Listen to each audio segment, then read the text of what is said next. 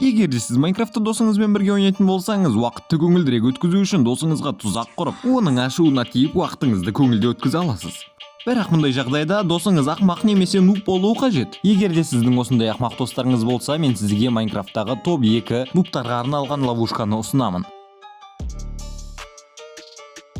Ал екінші орындағы ловушка бізде өте оңай әрі тез жасалатын болып табылады. Бірақ оңай жасалатынына қарамастан, ол сіздің досыңызға өте үлкен қауіп төндіруі мүмкін. Оны қалай жасауда сіз осы таймлапстан көре аласыз.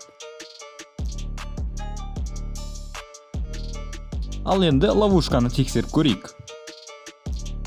Бұл жерде темір есіктер тұрғаннан кейін сіздің досыңызға оны сындыру үшін көп уақыт етеді. Сондықтан да динамит жарылам дегенше ол ештеңеге үлгермей қалады. Әрине соңында сіздің досыңыз өледі.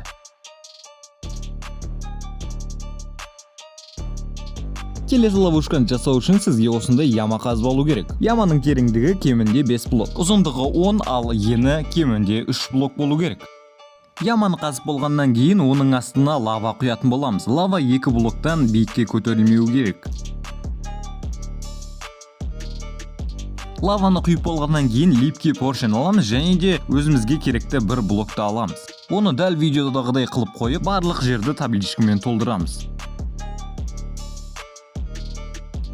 Табличкалармен барлық жерді толдырып болғаннан кейін үстіне песок немесе гравий қоямыз. Ал енді ловушка дайын десек те болады. Тек мына жерлерге нажимная плита қойып шықсақ болды. Нажимная плитаның үстінен досыңыз басып өтуі керек. Бұндай үлкен көлемдегі лавадан тіпті түгел алмас киімдегі ойыншы да құтыла алмайды. Ал осымен видео соңында да келіп жетті. Видео ұнаған болса арнаға тіркеліп лайк басуды ұмытпаңыздар. Қарағандарыңызға рахмет.